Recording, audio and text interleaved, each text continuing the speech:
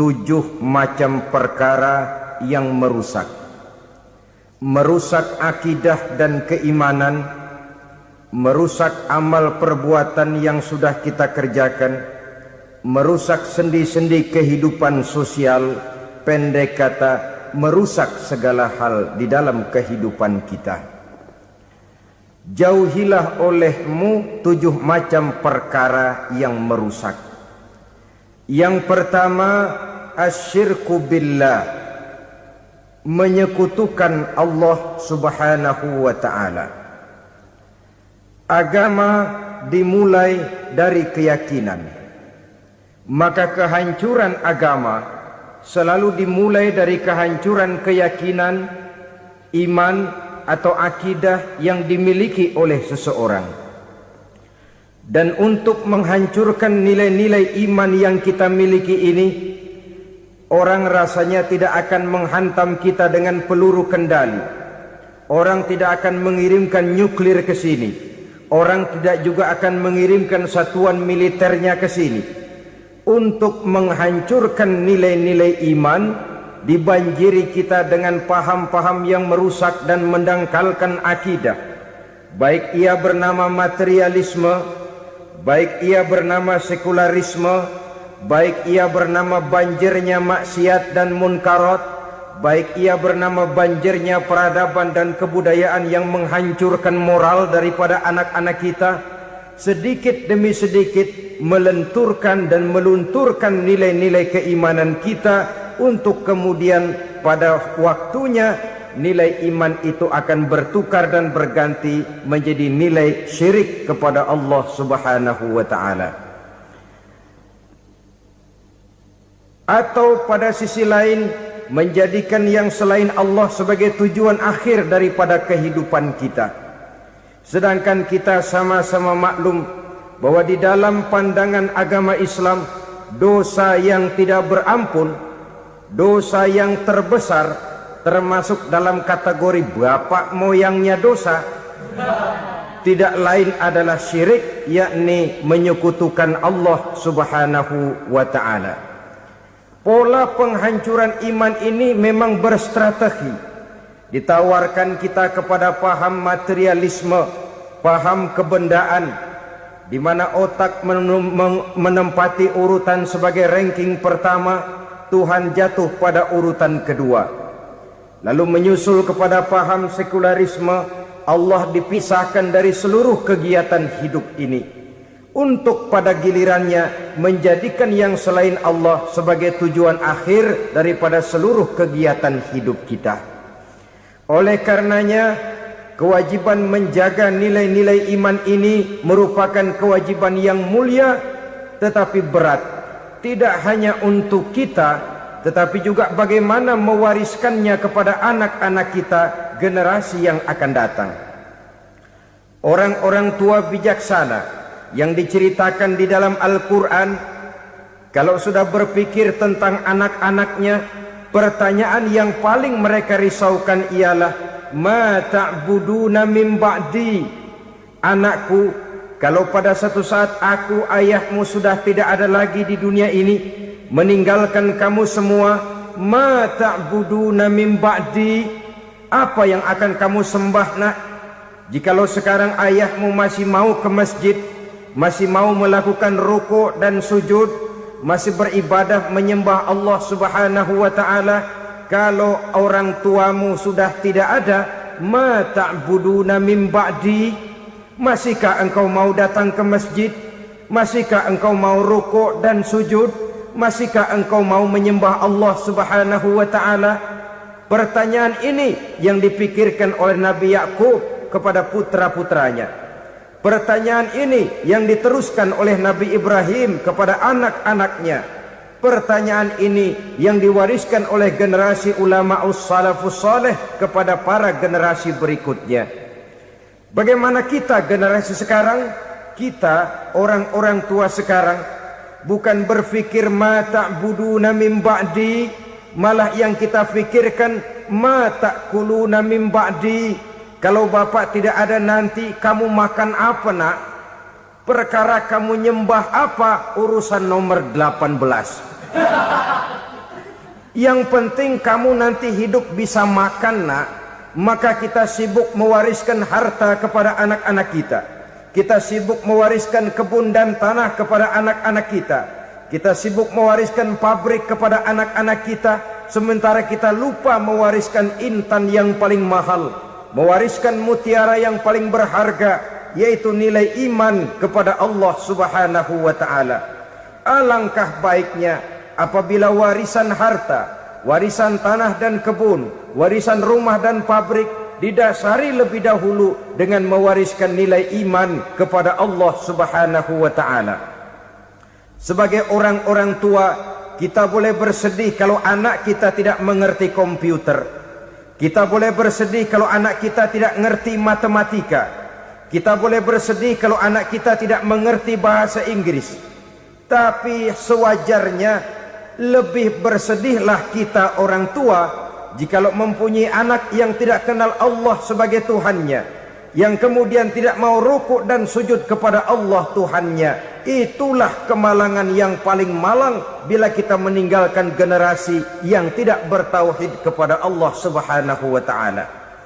Betapapun anak kita tidak ngerti komputer, saudara, paling-paling kerugiannya cuma kerugian dunia. Masuk dia ke alam barzakh, munkar nakir tidak akan sempat tanya kau belajar komputer apa tidak. Kumpul dia di padang mahsyar, malaikat juga tidak akan tanya matematikamu nilainya berapa. Yang ditanya kau kenal Allah, kau rukuk dan sujud kepadanya, kau pernah datang ke masjid. Oleh karena itu sekali lagi, menjaga nilai iman tidak hanya untuk kita, tetapi juga mewariskannya kepada anak-anak kita, generasi yang akan datang. Sungguh kemalangan yang paling besar apabila kita meninggalkan anak-anak kita. Mereka kita tinggalkan lemah ekonominya, itu tidak baik. Mereka kita tinggalkan lemah otaknya, itu pun akan membuat mereka tertinggal oleh yang lain. Tapi yang paling celaka, jikalau kita tinggalkan mereka dalam kondisi lemah imannya, rapuh akidahnya, tidak baik dan tidak betul keyakinan hidupnya. Oleh karena itu Nabi berpesan, jauhilah 7 perkara yang merusak. Yang pertama, syirik kepada Allah Subhanahu wa ta'ala. Menyekutukan Allah baik dalam ucapan, dalam keyakinan, ataupun dalam perbuatan.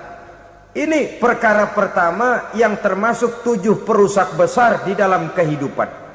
Kalau sudah jatuh kita ke lembah syirik, bagaimanapun banyak kebaikan yang kita kerjakan, berjiwa sosial, bertangan pemurah, gemar menolong orang lain, kalau memang dasarnya syirik, maka seluruh kebaikan kita akan hancur, tidak akan ada nilainya dalam pandangan Allah Subhanahu wa ta'ala. Dalam pandangan manusia, mungkin kita dicatat sebagai orang sosial, gemar menolong orang lain, tidak berpangku tangan melihat orang yang mendapat kesulitan. Tapi oleh karena dasarnya syirik, dasarnya tidak mentauhidkan Allah, maka seluruh nilai kebaikan yang kita kerjakan tidak akan ada nilainya dalam pandangan Allah Subhanahu wa ta'ala. Maka jagalah iman kita, jangan sampai dihinggapi penyakit syirik yang bagaimana kecilnya sekalipun. Sekali lagi, baik syirik dalam bentuk ucapan, syirik dalam bentuk keyakinan, sampai kepada syirik dalam bentuk perbuatan, kita berhindar kepada sifat-sifat yang sedemikian itu. Karena apa? Dalam satu ayat Quran Allah Subhanahu wa ta'ala menjelaskan, innallaha la yaghfiru ayyushraka bih wa yaghfiru ma duna dzalika liman yasha. Allah tidak akan memberi ampun kepada orang-orang yang menyekutukannya, tapi Allah masih mau memberikan ampun kepada dosa-dosa yang selain itu bagi orang-orang yang dikehendakinya. Dosa selain syirik, apabila kita bertaubat, Allah masih mau mengampuni. Tapi kalau sudah jatuh ke tempat syirik, itu sudah dosa yang tidak berampun. Taubatnya tidak lain melepas syirik, kembali kepada tauhid, berkeyakinan bahwa hanya ada Allah Subhanahu wa ta'ala, Tuhan satu-satunya, yang lam yalid wa lam yulad wa lam yakul lahu kufuwan ahad. Tidak beranak, tidak pula diperanakkan, dan tidak satu pun yang dapat menyerupai Tuhan Allah Subhanahu wa ta'ala. Saudara-saudara kaum muslimin rahimakumullah, bahwa kita di zaman sekarang memang tidak menyembah berhala, ya. Bahwa kita tidak berterang-terangan mengatakan Tuhan lebih dari satu, memang. Bahwa kita tidak berkeyakinan Tuhan itu punya anak atau diperanakkan, tentu. Tapi dalam perbuatan dan i'tiqad kita kadang-kadang jatuh tanpa kita sadari ke tempat yang bernama syirik ini. Oleh karenanya, di zaman di mana teknologi makin canggih, di mana kemajuan pembangunan makin menjangkau berbagai aspek kehidupan, diperlukan keseimbangan antara kemajuan fisik material dengan kemajuan mental spiritual. Apabila tidak ada keseimbangan, yang terwujud tentulah kepincangan, yang diawali dengan pincangnya cara kita berpikir, sehingga pada akhirnya akan mengarah kepada pincangnya cara kita berbuat dan bertindak di dalam kehidupan kita. Oleh karena itu Nabi berpesan, jauhilah sifat syirik, karena syirik merupakan dosa yang teramat besar. Ini sifat merusak yang pertama. Yang kedua, kata Nabi, wasihra, jauhilah sihir. Sihir ini juga termasuk perkara yang merusak kehidupan. Kita semua sama-sama maklum bahwa sihir sebenarnya bukan persoalan baru. Sejak sebelum datang Islam, sihir itu sudah ada. Di zaman Yunani kuno sihir ada, di zaman Mesir kuno, di zaman Cina kuno, dan yang lain-lain yang serba kuno, sihir itu sudah ada. Bahkan para nabi pun, para rasul yang diutus oleh Allah Subhanahu wa ta'ala, senantiasa berhadapan dengan ahli-ahli sihir untuk menguji kebenaran dari misi yang mereka bawa. Sihir adalah perbuatan di luar kebiasaan yang bisa dikerjakan oleh ahlinya dengan bantuan jin atau setan. Hukum mempelajari sihir adalah haram, mengamalkannya lebih haram lagi.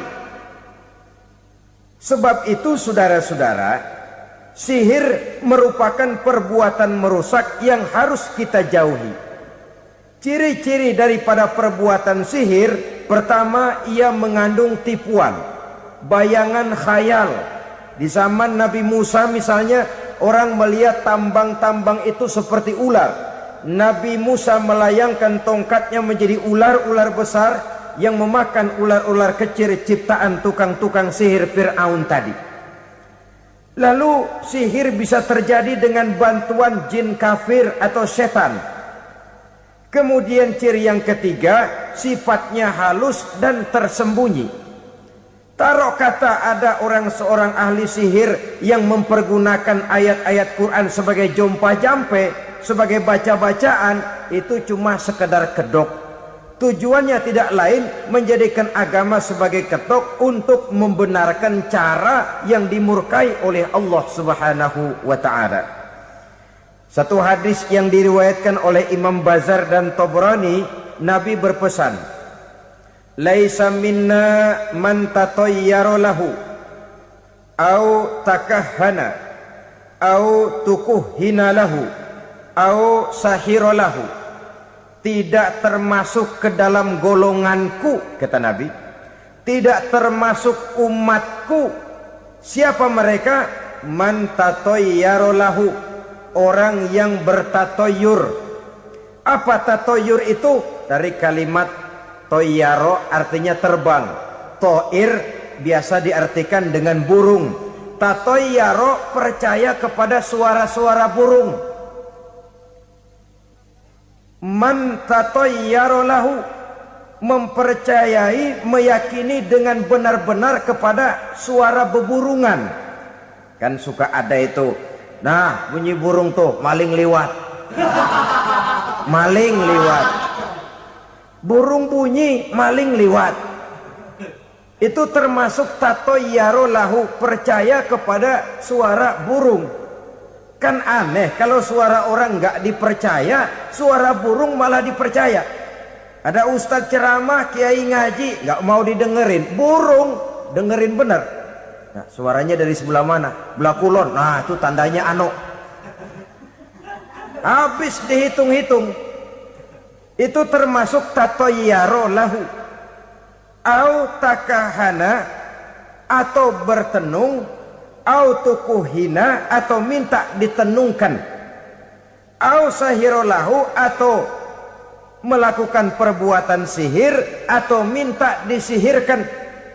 Laisa minna, tidak termasuk ke dalam golonganku, kata Nabi. Sehingga dengan demikian saudara-saudara, menghadapi sihir dengan sihir sekalipun termasuk perbuatan yang tidak diajarkan oleh agama. Kita kan mempelajari sihir untuk jaga diri, tidak apa-apa. Yang dilarang mengamalkannya, dilarang juga mempelajarinya. Sebab orang kalau sudah mengetahui, biasanya lalu terangsang untuk mencoba. Kalau percobaannya berhasil, biasanya terangsang untuk coba lagi dan coba lagi. Pada akhirnya ketagihan, lalu beralih menjadi profesi, apalagi itu nanti bisa mendatangkan hasil uang. Saudara-saudara kaum muslimin rahimakumullah, kita manusia makhluk nyata. Kita hidup di alam nyata, terikat oleh sunnatullah, causality. Oleh karenanya, bagi kita keyakinan yang penuh, keikhlasan di dalam bertuhankan Allah, penyerahan diri sepenuhnya hanya kepadanya, itu sudah merupakan obat penangkal yang sangat ampuh agar kita tidak terkena penyakit-penyakit yang dibuat oleh setan dan para pembantunya. Sehingga beberapa ayat Quran mengajarkan, misalnya a'udzu bikalimatillahi tammati min syarri ma khalaq, atau bismillazi la yadurru ma'asmihi syai'un fil ardi wala fis sama, dengan menyebut nama Allah yang tidak bisa mendatangkan bahaya sedikit pun, dari baik yang datang dari langit maupun yang datang dari bumi. Jiwa yang kosong dari keyakinan yang penuh kepada Allah, jiwa yang penuh was-was dan ragu-ragu, itu yang mudah terserang oleh penyakit-penyakit yang dikerjakan oleh para tukang-tukang sihir, yaitu oleh setan dan seluruh para pembantunya. Kemudian hadis kedua yang diriwayatkan oleh Imam Ibnu Hibban, Nabi bersabda, la yadkhulul jannata mudminu khamrin wala mu'minu bisihrin wala qati'u rahmin. Tidak masuk surga. Ini Nabi yang bilang, tidak masuk surga. Siapa itu? Pertama, mudminu khamrin, orang yang berkekalan dalam mabuk. Selalu mudminun itu sudah menjadi perbuatan rutinnya, tidak kapok-kapoknya, teler seumur hidup. Mudminu khamrin, tidak masuk surga orang yang selalu bermabuk-mabukan. Yang kedua, wala mu'minu bisihrin, orang mukmin tapi main sihir. Ini juga oleh Nabi diperingatkan, tidak akan masuk surga orang mukmin tapi suka main sihir. Wala qati'u rahmin, dan tidak juga orang yang memutuskan silaturahmi. Tiga macam manusia yang diperingatkan Nabi tidak akan masuk surga: orang yang selalu mabuk, orang mukmin yang main sihir, dan orang yang memutuskan silaturahmi. Saudara-saudara kaum muslimin rahimakumullah. Lalu orang berkata, kenapa dilarang kita bersihir? Padahal Rasul sendiri kan punya mukjizat.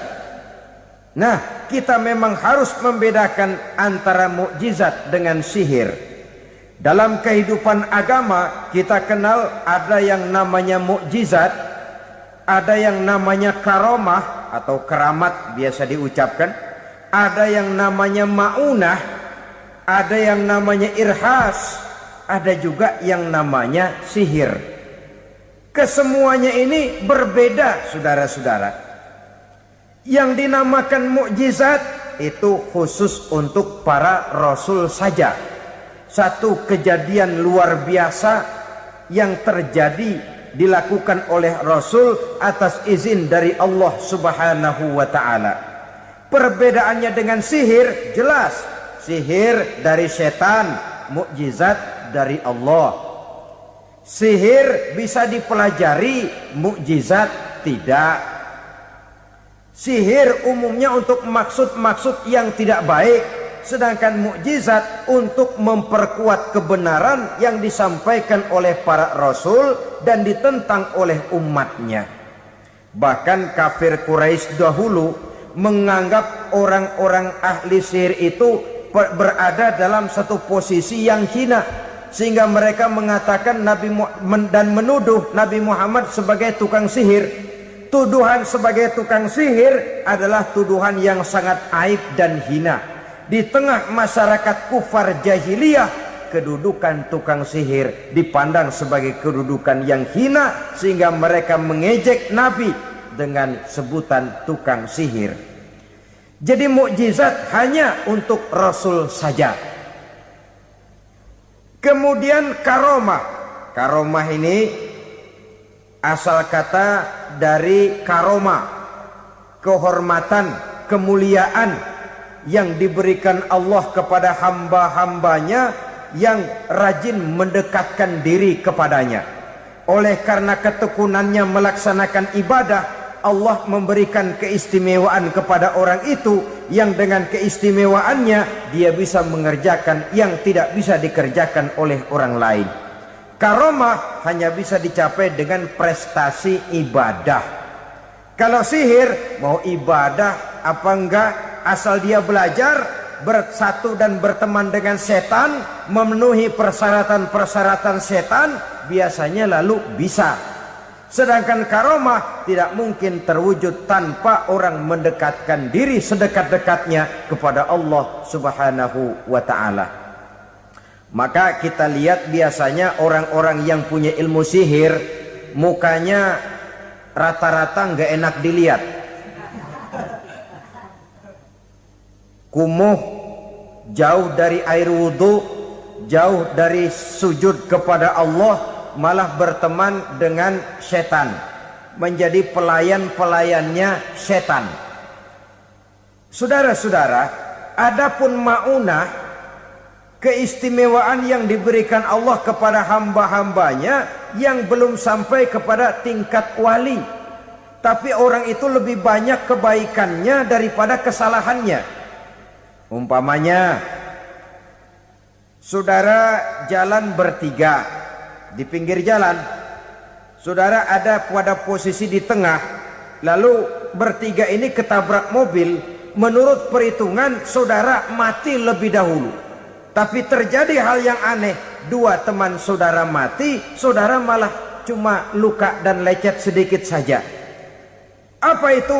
Kalau kita lebih banyak kebaikannya daripada kesalahannya, itu yang dinamakan maunah, pertolongan yang diberikan Allah kepada hamba-hambanya yang lebih banyak kebaikannya daripada kesalahannya.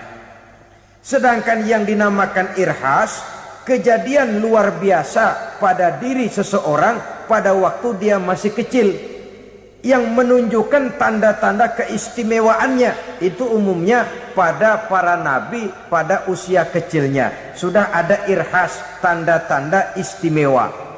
Jelas baik mukjizat, karomah, maunah maupun irhas berbeda dengan sihir. Sihir ini jelas saja merupakan bantuan dan persekutuan antara manusia dengan setan. Padahal setan, kata Allah dalam Al-Quran, innahu lakum aduwwum mubin, sesungguhnya setan bagi kamu adalah musuh yang sangat jelas.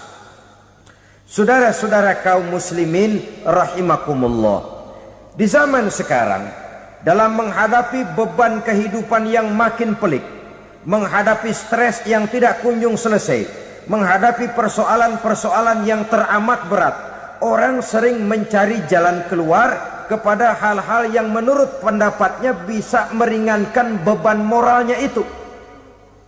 Pergilah dia mencari sesuatu yang dapat meringankan bebannya. Dan tidak jarang yang jatuh ke pangkuan tukang-tukang tenung, ke pangkuan tukang-tukang sihir, yang mereka itu oleh Quran dijelaskan kadzabal munajjimun walau sodaku. Tukang-tukang tenung, tukang-tukang sihir, mereka itu bohong walaupun benar. Maksudnya bohong walaupun benar artinya kalau yang mereka kerjakan benar, itu sih kebenaran. Benar dengan kebenaran itu lain.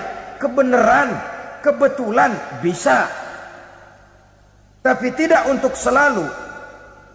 Apalagi kalau itu sudah membahayakan kehidupan orang lain. Jadi oleh karena itu Nabi berpesan, jauhilah daripada sihir. Kalau sudah jauhilah dari sihir artinya ya jauhilah daripada mempelajarinya, jauhilah daripada bergaul dengan orang-orang yang ahli di bidang itu, karena dari pergaulan segalanya bisa menular. Baiklah saudara, ini yang kedua. Yang ketiga pesan Nabi, wa qatlan nafsil lati harramallahu illa bil haq. Membunuh orang lain dengan cara yang tidak benar. Membunuh orang yang diharamkan oleh Allah Subhanahu wa taala untuk melakukannya kecuali dengan alasan yang benar. Kita tahu Islam adalah agama damai. Sesuai dengan namanya, ia tidak dikembangkan dengan pedang dan kekerasan. Ia dikembangkan dengan keteladanan dan tuntunan moral. Oleh karena Islam bukan agama kekerasan, Islam pun tidak mementingkan dan mengajarkan kekerasan kecuali dengan alasan yang benar dan bisa dipertanggungjawabkan. Membunuh dengan sengaja, menghilangkan nyawa orang lain tanpa alasan yang bisa dibenarkan adalah merupakan dosa besar dan satu di antara 7 perkara yang bisa mendatangkan kerusakan dalam kehidupan dan yang hendaknya harus kita jauhi. Saudara-saudara kaum muslimin rahimakumullah, beberapa waktu yang lalu di sebuah kota kecil yang indah bernama New Auckland. Saudara tahu New Auckland? Itu dari Gunung Kidul masih ngidul lagi.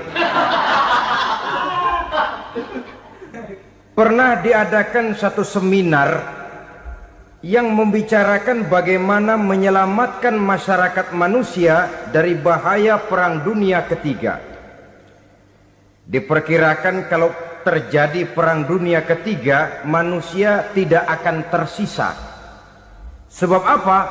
Pada waktu itu cadangan nuklir yang dimiliki oleh bersama Amerika dan Rusia konon sudah sanggup memusnahkan 6 miliar manusia pada saat jumlah manusia baru 5 miliar. Jadi kelebihan nuklir dunia ini. Kalau terjadi Perang Dunia Ketiga, sulit manusia untuk tersisa. Maka dibahaslah di dalam seminar itu, wah, supaya tidak terjadi Perang Dunia Ketiga, maka perlombaan membuat senjata-senjata canggih, alat-alat pembunuh modern harus segera dibatasi. Dibahas, tidak mungkin kita membatasi perlombaan membuat senjata. Kenapa? Makin maju ilmu dan teknologi, makin canggih senjata yang ditemukan. Atom sudah meningkat menjadi nuklir, nuklir sudah meningkat menjadi neutron, dan kita tahu bom yang bernama neutron ini bom yang cukup membunuh tanpa perlu merusak. Artinya kalau dia diledakkan di kota kita ini, bangunan utuh, jembatan tidak ambruk, rumah-rumah tetap berdiri, tapi semua yang bernama hidup mati. Itu katanya lebih sopan dari bom atom.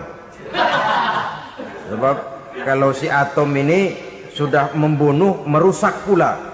Neutron cukup membunuh saja tanpa perlu merusak. Jadi majunya senjata-senjata teknologi sebagai akibat yang logis dari kemajuan ilmu pengetahuan ini tidak bisa kita batasi. Dan memang sebenarnya yang bahaya bukan senjatanya, tapi manusia yang mengendalikan senjata itu. Mereka kembali kepada prinsip the man behind the gun. Bukan senjatanya yang bahaya, tapi manusia yang mengendalikan senjata itu yang bahaya. Walaupun senjatanya modern, katakanlah model M16 umpamanya, kalau yang mengendalikannya orang beriman, insya Allah aman. Tapi biar megang cuma senapan angin, kalau yang megang orang brutal, ngeri kita deket-deket. Apalagi kalau memang bukan ahlinya menggunakan senjata, bisa ngeker kaki kena jidat.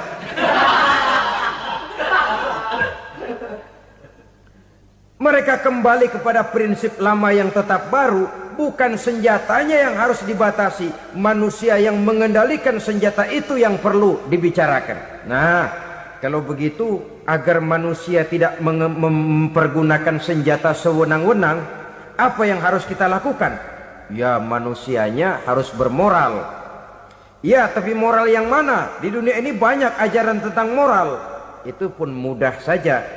Di sini kan kita undang saja ahli dari berbagai agama untuk membicarakan konsep perdamaian menurut agamanya masing-masing.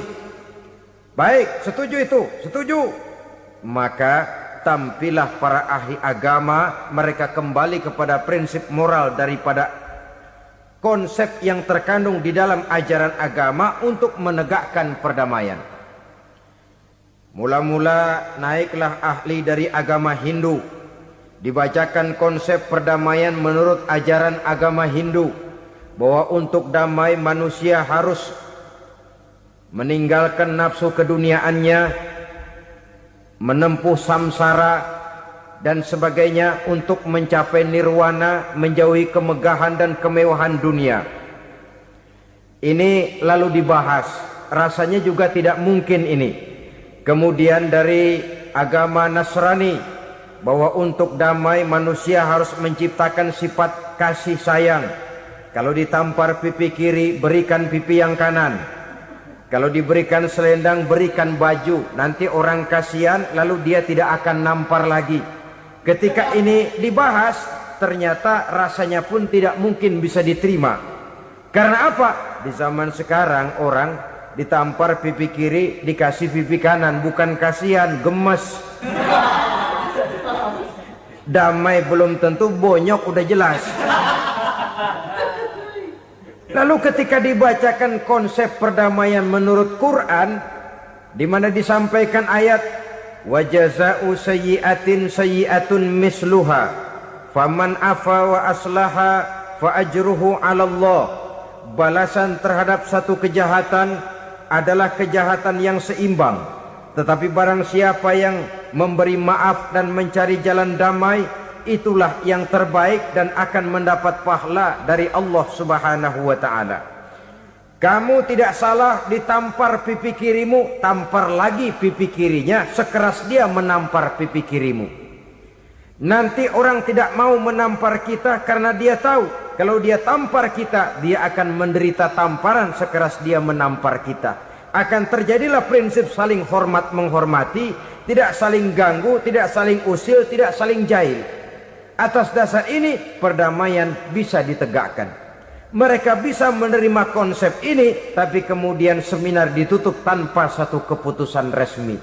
Kenapa? Terus terang mereka kagum dengan konsep Islam, tapi sentimen lama terhadap nilai-nilai Islam telah menutup mata mereka untuk menerima kebenaran dari ajaran Al-Quranul Karim. Saudara-saudara kaum muslimin rahimakumullah, kembali kita kepada persoalan pokok. Roh adalah dari Allah. Dia akan kembali kepada Allah, milik mutlak dari Allah. Tidak pantas kita merampasnya dari orang lain. Tidak wajar kita menghilangkannya tanpa alasan yang dibenarkan oleh agama. Di zaman sekarang akibat persaingan hidup yang makin tajam, lapangan kerja yang makin sulit, tensi ekonomi yang makin tinggi, atau karena nilai moral yang makin rendah, atau juga karena rapuhnya pegangan orang kepada agama, nyawa rasanya sudah sedemikian murahnya. Berbagai kasus membuat berdiri bulu roma kita. Ada mayit, ada manusia dipotong 6, dicincang macam kambing. Ada yang dipotong 5, ada yang dipotong 13, dikardusin, dibuang ke tempat sampah. Inna lillahi wa inna ilaihi raji'un. Gejala apa ini? Kanibalisme. Manusia sudah demikian sadisnya, manusia sudah sedemikian buasnya, sehingga sesama manusia diperlakukan seperti hewan. Padahal hewan sendiri belum pernah macan makan macan, bagaimanapun buasnya macan. Belum pernah serigala memakan serigala, bagaimanapun brutalnya serigala. Tetapi manusia makan manusia di zaman sekarang kadang jadi kenyataan dalam kehidupan kita. Kadang persoalannya remeh saja. Soal uang 200 perak, pisau bicara, nyawa melayang. Soal rokok sebatang, celurit bicara, nyawa melayang. Soal-soal yang sama sekali tidak prinsip, begitu mudah kita menghilangkan nyawa orang lain. Padahal Nabi pernah memperingatkan, apabila 2 orang muslim sudah berkelahi dan berbunuh-bunuhan, al-qatil wal maktul finnar, yang membunuh dan yang terbunuh dua-duanya neraka. Sahabat heran, ya Rasul, kalau yang terbunuh, kalau yang membunuh masuk neraka itu sih wajar, tapi yang terbunuh kenapa neraka juga? Beliau menjawab, dua-duanya sudah punya niat untuk saling membunuh. Niatnya itu yang diponten. Yang terbunuh cuman lagi apes aja, keduluan dia. Umpama tidak terbunuh, pasti dia yang akan membunuh.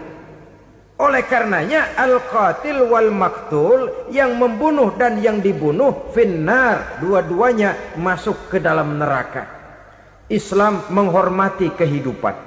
Tidak hanya terbatas kepada sesama muslim, orang-orang yang berlainan agama pun yang mau hidup berukun, damai, berdampingan dengan umat Islam, jiwa mereka, darah mereka dilindungi oleh nilai-nilai Islam yang disebut dengan kafir zimmi ini. Mengganggu mereka sama saja dengan mengganggu aku, kata Nabi. Jadi oleh karena itu, sayangilah sesama. Kehidupan adalah anugerah Allah, bukan wewenang kita untuk mencabutnya dari orang lain, bukan wewenang kita untuk merampas dan menghilangkannya dari orang lain. Apa yang tidak enak terjadi pada diri kita, begitu pula lah apabila terjadi pada diri orang lain. Sehingga Nabi mengatakan, la yu'minu ahadukum hatta yuhibba li akhihi ma yuhibbu li nafsihi. Belum dikatakan beriman seseorang kamu apabila dia belum mencintai saudaranya seperti ia mencintai dirinya sendiri. Apa yang enak dirasakan oleh orang lain, enak juga dirasakan oleh dia. Mengukur orang lain dengan diri sendiri. Kalau orang lain tanpa salah saya fitnah, kalau saya tanpa salah difitnah orang, enak apa enggak? Enggak, orang lain juga begitu. Kalau orang lain tanpa salah saya tempeleng kepalanya, enak apa tidak? Tidak. Orang lain juga begitu. Yang tidak enak terjadi pada diri kita, tentu tidak enak juga kalau terjadi pada orang lain. Mengukur orang lain dengan diri sendiri, sehingga tidak timbul sifat egois, tidak menari di atas bangkai orang lain, tidak mendirikan kebahagiaan di atas untayan air mata orang lain. Sehingga dengan demikian saudara-saudara, dia bisa menghormati kehidupan, menghormati orang lain sebagaimana dia ingin dihormati. Inilah perbuatan ketiga yang merusak, membunuh orang lain dengan yang diharamkan Allah tanpa alasan yang benar. Yang ketiga. Kemudian yang keempat, perbuatan merusak wa aklar riba, makan riba. Hidup adalah tolong menolong. Bahasa kerennya take and give katanya. Saling memberi dan saling menerima. Nabi mengajarkan man kuraba kurbatan min kurabid dunya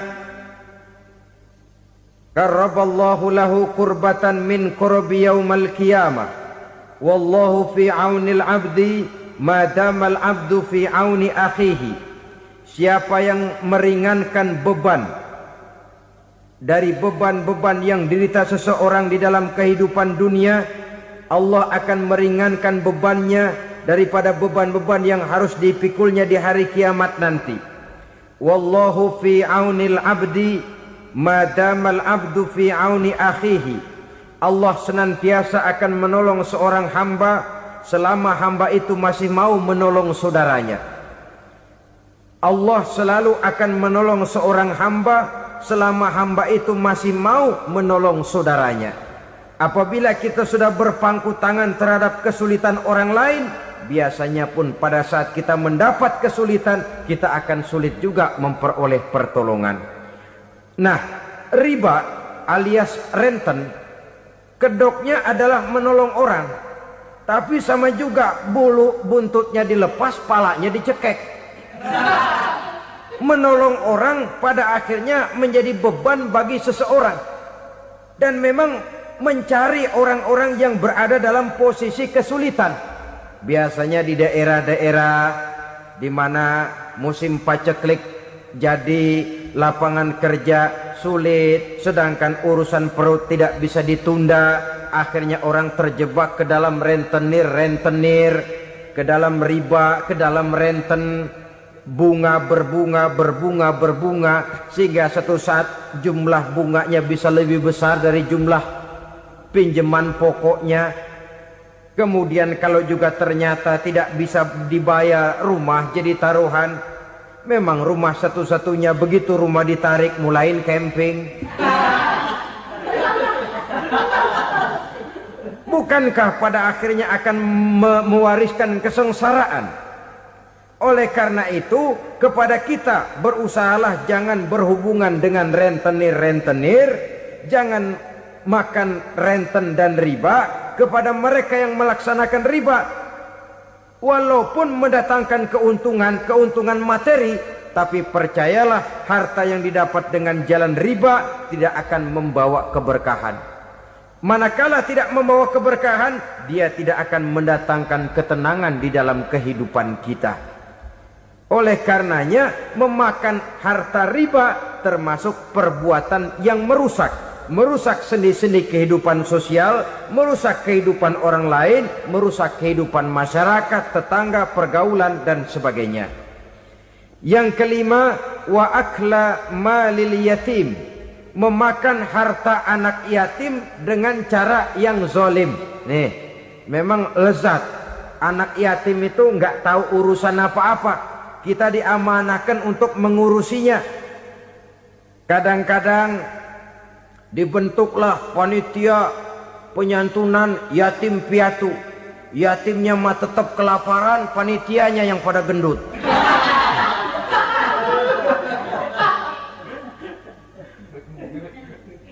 Padahal memakan harta anak yatim termasuk perbuatan dosa besar. Dan menjantuni yatim merupakan perbuatan mulia. Nabi mengatakan, ana wa kafilul yatim kahataini yaumal qiyamah. Aku dan orang-orang yang menyantuni anak yatim seperti dua jari ini pada hari kiamat nanti. Dekat sekali. Jikalau ingin di hari akhir nanti dekat dengan Rasul, bersahabatlah dengan anak-anak yatim. Jadilah pengurus anak-anak yatim. Bangunlah panti-panti asuhan yatim. Pada saat bapak ibunya meninggal, kitalah yang menjadi orang tuanya. Bahkan sedemikian besar perhatian Islam terhadap anak-anak yatim ini, sehingga Quran memberikan peringatan, ara'aital ladzi yukadzibu biddin fadzalikal ladzi yad'ul yatim wa la yahuddu ala ta'amil miskin. Tahukah kamu siapa orang yang mendustakan agama? Beragama tapi dianggap dusta, solatnya dusta, puasanya dusta, karena agamanya sudah berdusta. Siapa mereka? Fazalikal ladzi yad'ul yatim, orang yang menyia-nyiakan anak yatim, wala yahuddu ala ta'amil miskin, dan tidak pernah memberi makan kepada orang-orang yang menderita kemiskinan, menyia-nyiakan, meninggalkan anak yatim, termasuk perbuatan yang divonis kita sebagai orang yang mendustakan agama.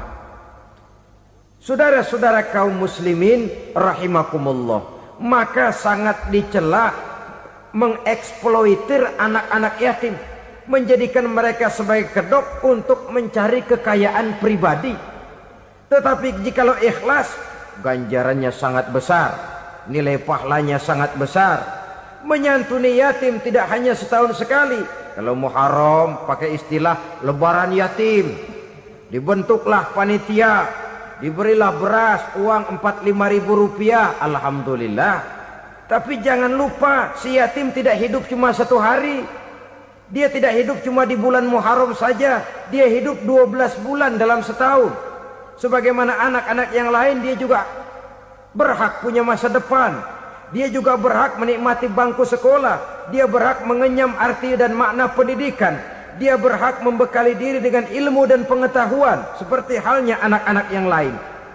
Maka kita yang diberikan keluasan oleh Allah, ingatlah itu, bersahabatlah dengan anak-anak yatim, santuni mereka. Perkara setahun sekali di bulan Muharram, alhamdulillah, itu bagus, bin Thayyib alias baik. Tapi tentu dan tentu, sekali lagi, si yatim tidak hanya hidup di bulan Muharram. Dia hidup 12 bulan dalam setahun, 24 jam di dalam sehari. Oleh karenanya, menyia-nyiakan mereka pada saat posisi kita memang mampu, akan memojokkan kita dalam satu posisi di mana kita dianggap sebagai orang yang mendustakan agama, memakan harta anak yatim dengan cara yang zolim. Bapaknya udah meninggal, kebunnya lebar, anaknya dikelecehin. Nah, dah kamu nggak usah pusing, nanti saya yang ngurus. Akhirnya bukan ngurus, nguras. Si yatim mungkin tidak tahu bahwa dia disia-siakan, haknya diambil, miliknya dizolimi. Tapi Allah yang akan membalasnya dengan seadil-adilnya. Maka makan harta anak yatim biasanya balasannya tokcer bin paten. Nggak banyak selang tempo itu, nggak percaya cobain dah. Nyobain aja kan nggak bayar, umpama. Memakan harta anak yatim dengan cara yang zolim, ganjarannya biasanya kontan. Kenapa? Ratapan si miskin, untayan air matanya, jeritan kepedihan hatinya, membuka pintu langit, permohonannya diijabah, getaran hatinya didengarkan oleh Allah. Maka balasannya biasanya kontan, spontan, tidak menunggu waktu terlalu lama. Itu di dunia, belum lagi di akhirat nanti. Bukankah dalam riwayat Mi'raj diceritakan Nabi melihat di neraka itu orang perutnya sebesar rumah? La haula wala quwata. Itu perut kayak rumah, bagaimana jalannya tuh orang? Dan memang gak jalan, diseret-seret oleh malaikat di neraka itu. Hancur perutnya, amburadul itu perut. Berantakan isinya, dibulatkan lagi, diseret lagi, hancur lagi, dibulatkan lagi. Sampai Nabi tanya, orang itu begitu berat siksanya kenapa ya Jibril? Itu Muhammad, waktu di dunia dulu rakus banget makan harta anak yatim. Begitu vonisnya, begitu menyedihkan nasibnya di akhirat. Tapi di dunia pun ketidakberkahan itu sudah membayangi kehidupannya. Oleh karena itu, kepada saudara-saudara yang mendapat titipan anak yatim, berbahagialah, karena semulia-mulia rumah adalah rumah yang di dalamnya ada anak yatim yang disantuni. Sehina-hina rumah adalah rumah di mana di dalamnya ada anak yatim yang disia-siakan. Begitu kata Nabi kita. Rumah yang paling mulia dalam pandangan Allah, rumah yang di dalamnya ada anak yatim yang disantuni. Rumah yang paling hina dalam pandangan Allah, rumah yang di dalamnya ada anak yatim yang nasibnya disia-siakan. Berbahagialah saudara apabila menjadi penyantun anak-anak yatim, pelindung mereka, sehingga mereka mempunyai masa depan sebagaimana anak-anak lainnya. Rasulullah sendiri sedemikian peka terhadap keadaan anak-anak yatim karena beliau sendiri memang mengalami umur 6 bulan dalam kandungan ibu, beliau sudah ditinggalkan oleh ayahnya. Pada saat berusia 6 tahun ibu sudah meninggal. Yatim piatu dalam usia di mana beliau sedang perlu belas kasih seorang ibu dan pengertian seorang bapa. Kepekaan itu lalu timbul, bahkan kemudian sampai kepada beliau berkata, aku dan orang yang menyantuni anak yatim seperti jari tengah dan jari telunjuk di hari akhirat nanti. Sedemikian dekatnya. Baiklah ya, jadi yang kelima, memakan harta anak yatim. Jauhi karena ini perbuatan yang merusak. Yang keenam, watawalli yaumaz zahfi, melarikan diri pada hari pertempuran. Apa ini? Khianat. Tidak konsekuen dengan konsep perjuangan. Pada mulanya keras benar teriak, berantas korupsi, ganyang korupsi. Cuma karena belum dapat giliran. Begitu dia naik dapat kesempatan, korupsinya lebih edan dari yang diteriakinya. Ini termasuk tawalli yaumaz zahfi, berpaling pada hari peperangan. Di saat menghadapi musuh, kalau belum kelihatan musuh, teriaknya nyaring bener. Jangan takut demi kebenaran sampai titik darah yang paling penghabisan. Musuh belum kelihatan. Begitu musuh sudah kelihatan, paling dulu lari ke belakang. Kalau diajak berjuang ada saja alasannya. Sehingga Quran memberikan peringatan kepada kita semua. Mengapa kamu ini berat? Kalau sudah diajak berjuang di jalan Allah, kakimu seperti terhunjam berakar di perut bumi. Berat untuk melangkah berjuang. Lari dari pertempuran tidak konsekuen dengan konsepsi perjuangan. Mau enaknya saja. Dalam kondisi yang sulit lalu berpangku tangan. Ini termasuk ciri munafik yang di dalam Al-Quran disindir dengan bahasa kullama adha'a lahum masyaufi wa iza azlama alaihim qamu. Waktu terang mereka jalan, giliran gelap mereka mandek. Artinya, maksudnya kalau giliran ada untungnya aja rame-rame teriak Islam. Tapi begitu diminta berjuang, dituntut berkorban, rame-rame mundur. Waktu dilihat di Islam ada untungnya, rame-rame teriak Islam. Pak, saya Islam banget, Pak. KTP saya Islam, Pak. Pokoknya Islam banget dah. Tapi ketika diminta berjuang, dituntut sedikit berkorban, rame-rame mengundurkan diri. Tahun 65 PKI berontak. Waduh, waktu itu jadi orang Islam untung itu. Nggak dikejar-kejar, aman. Masjid rame, mobil-mobil mewah parkir di depan musola dan masjid. Kenapa? Waktu itu asal udah ke masjid aman. Islam selamat, untung. Tapi begitu keadaan aman, yang parkir di musola sepeda butut melulu.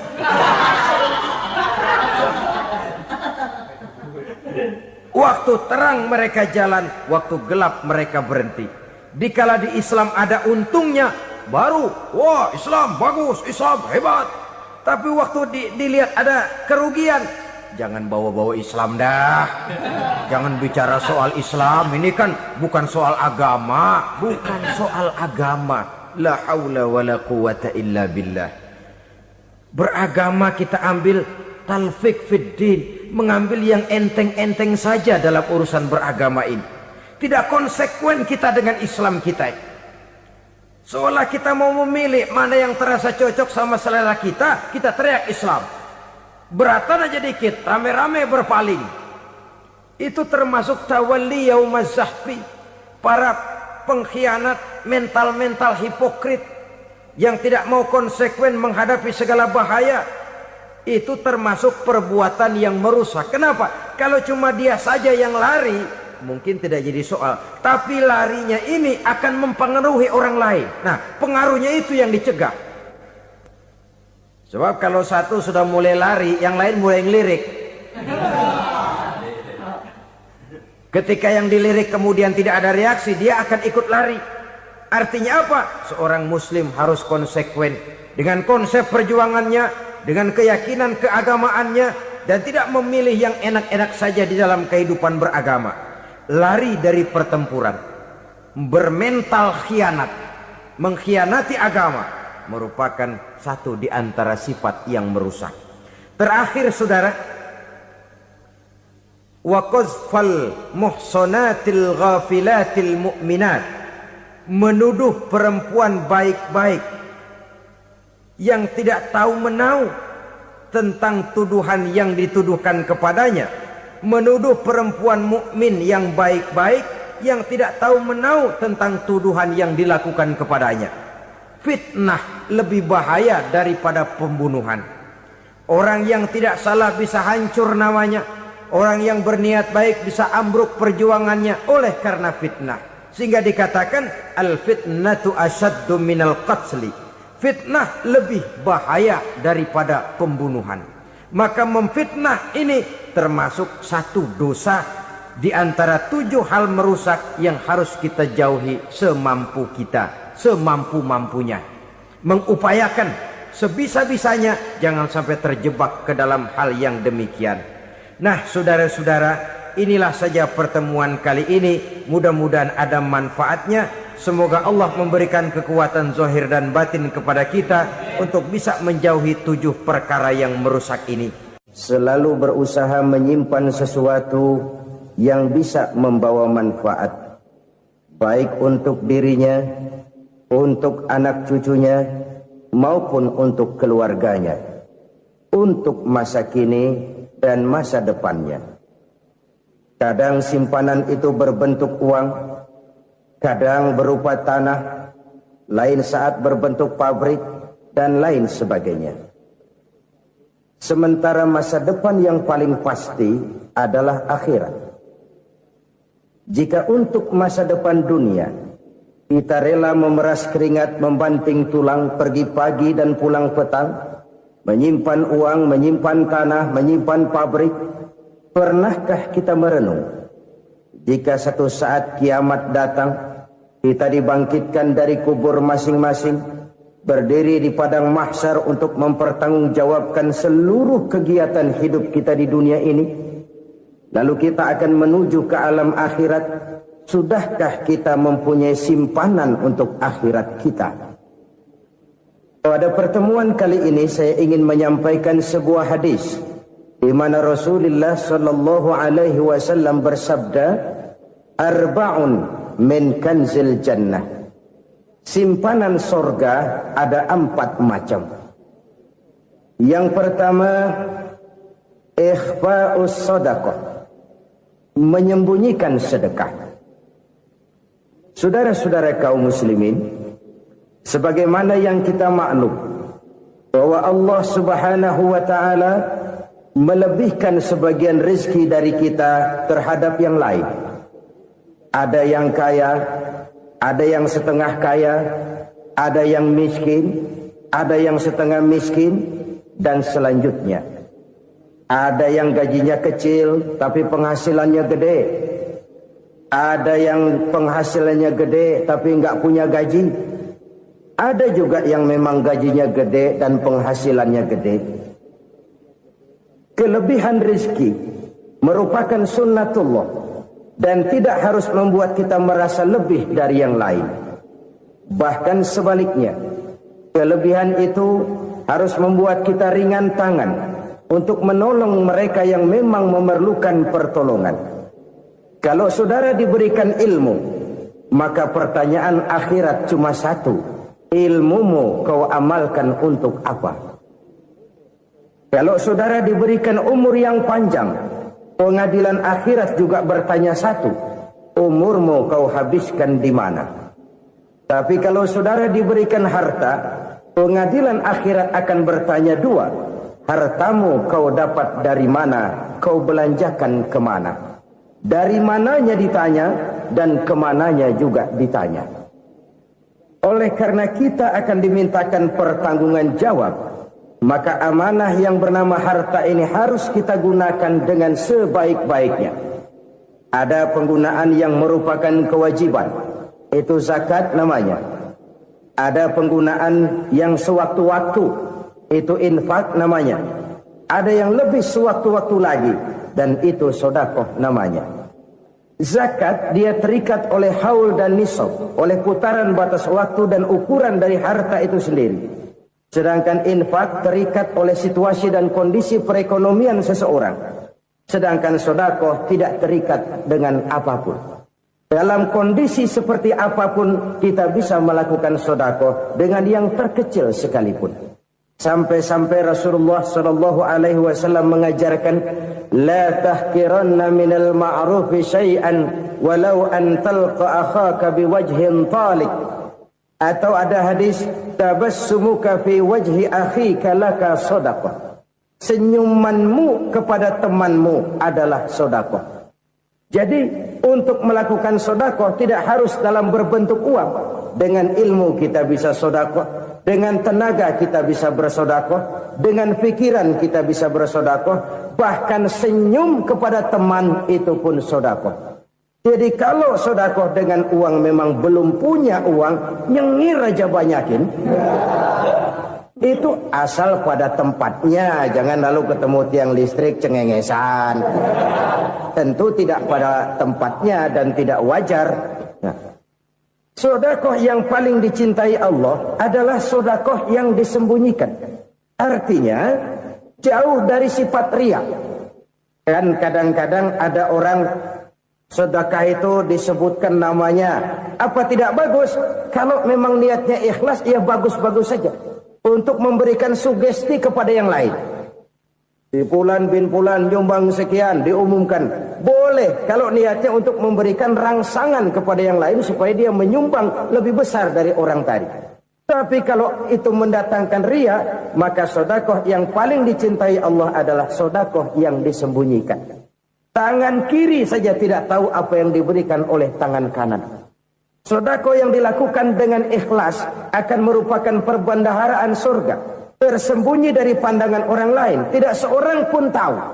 Karena memang sikap yang baik adalah melupakan kebaikan dan mengingat kesalahan. Itu salah satu ciri orang bahagia. Orang yang selalu mengingat kesalahannya dan berusaha melupakan segala kebaikannya. Kalau dia akan berada kebaikan, dia tidak bisa ikut, dia merasa rugi karena dia merasa belum pernah berbuat baik.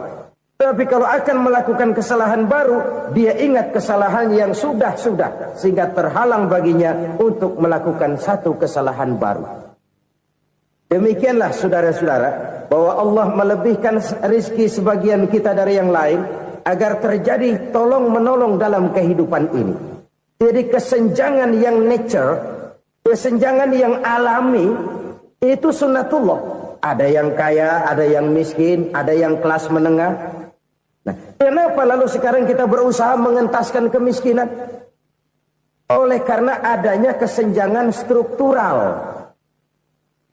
Kalau yang kaya bisa semakin kaya, kenapa yang miskin tidak bisa naik jadi ikut sedikit kaya? Sebab pada dasarnya Islam adalah agama yang sejak turunnya sudah berupaya memerangi kemiskinan.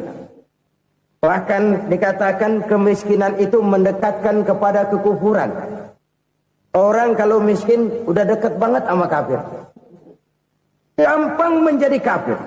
Berapa banyak saudara-saudara kita yang oleh karena soal perut, oleh karena soal materi, terpaksa meninggalkan dan menanggalkan akidahnya. Menjual petunjuk yang diberikan Allah dengan kesenangan dunia yang cuma sebentar ini. Na'udzubillah, thumma na'udzubillah. Jadi makin kita sembunyikan satu sedekah, semakin banyak perbendaharaan kita di surga. Sedekah yang paling dicintai Allah adalah sedekah yang disembunyikan. Malahan ada seorang sufi, dia punya kebiasaan kalau pergi sholat Jumat dia bawa uang, itu uang dia taruh di bawah tikar masjid. Dia niat sedekah kepada siapa saja yang nemuin itu duit. Maksudnya apa? Supaya yang nemuin nggak tahu siapa yang punya duit. Demikian dia saking ingin menyembunyikan sedekahnya. Karena sifat ria itu bisa memakan amal kita sendiri. Ria itu termasuk menyebut-nyebut kebaikan kita. Orang yang suka nepuk dada, sedikit-sedikit ngitungnya kalau nggak gua. Oh, kalau nggak gua tuh yang belas itu kalau nggak gua. Iya, kalau nggak lu kenapa emang? Orang yang suka menepuk jasa, biasanya memang begitu, saudara-saudara. Kalau perang lagi berkecamuk, orang nggak sempat ngaku jadi pahlawan. Tapi begitu perang selesai, yang kagak kenal bedil ngaku pahlawan, mas. Itu sesuatu yang biasa. Oleh karenanya, orang-orang yang ikhlas dalam bersodako, disembunyikannya sodako itu, Allah cinta betul. Malahan ada hadis memberikan jaminan, inna sodakotal mar'il muslimi tazidu fil umri wa tadfa'u mitatas su'i. Sesungguhnya sedekahnya seorang mukmin tazidu fil umri, bisa menambah umur panjang. Wa tadfa'u mitatas su'i, dan menyelamatkan manusia dari mati secara su'ul khatimah. Jadi siapa yang kepengen panjang umur, banyaklah sedekah. Yang bosan hidup, pelit terus. Sedekah menambah panjang umur dan menyelamatkan manusia dari mati secara su'ul khatimah. Pak, katanya umur itu nggak bisa ditambah, nggak bisa dikurangin. Kapan? Kalau ajal sudah datang. Wa idza jaa ajaluhum la yastakhiruna sa'atan wa la yastaqdimun. Kalau ajal datang tidak bisa dimajukan, tidak bisa dimundurkan. Itu kalau ajal sudah datang. Tidak bisa lagi umur ditambah dikurangi, sudah datang. Tapi kalau belum datang, itu kan haknya Allah. Mau ditambah, mau dikurangi, hak prerogatif Allah. Sebagai pencipta manusia, Allah maha kuasa dan maha mampu. Sedekah ini menambah panjang umur dan menyelamatkan manusia dari mati secara su'ul khatimah. Orang mati kan sama ya, kondisinya mati, nggak nafas. Tapi hakikat mati kan lain-lain.